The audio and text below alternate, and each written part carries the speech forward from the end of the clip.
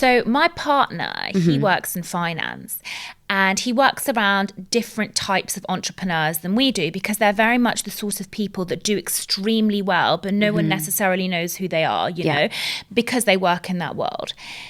He describes himself, and he's very ambitious and does very well, but he describes himself as a realist. So he's the kind of person that looks at Bloomberg, looks at the facts, looks at the spreadsheets, the number and the data. He's data driven, right? Because, you know, that's almost his job. You know, he works in hedge fund.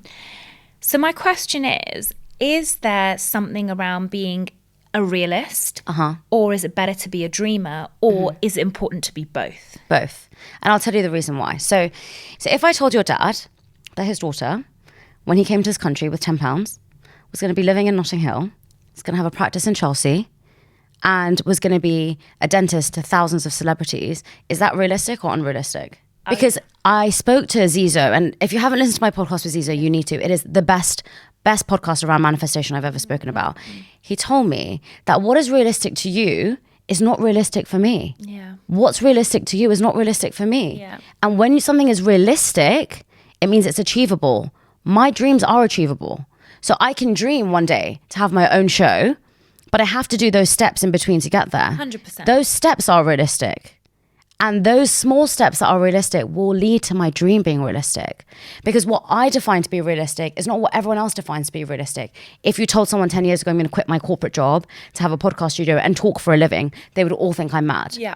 Yeah. People still now think I'm crazy to do that. My dad was like, how can you make a living out of this? What are you doing? Yeah.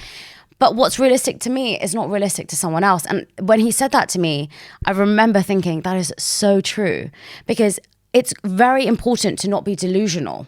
You know, there's a significant difference between being delusional and saying, you know, I'm going to be a billionaire, I'm going to be a billionaire, I'm going to be a billionaire, and not doing those actions every single day to work towards being that. Yeah. But when you manifest something, if I say to myself, I'm going to have my own show on TV, I'm going to be the next Oprah, what am I going to do? All of my actions are going to be leading towards that. Yeah. And I start by doing a podcast. Then I start by applying to shows. Then I start by doing TV appearances. And then from the TV appearances, I pitch to shows. Yeah.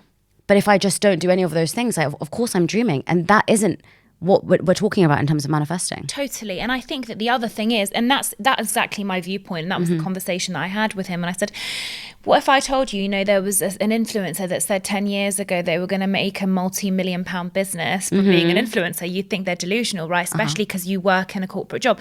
And I think that was the thing. And when I told people, when I said to the Invisalign people, I want to be on the billboards, they were like, you were absolutely mad. We've never done that before. And I was like, wait and see.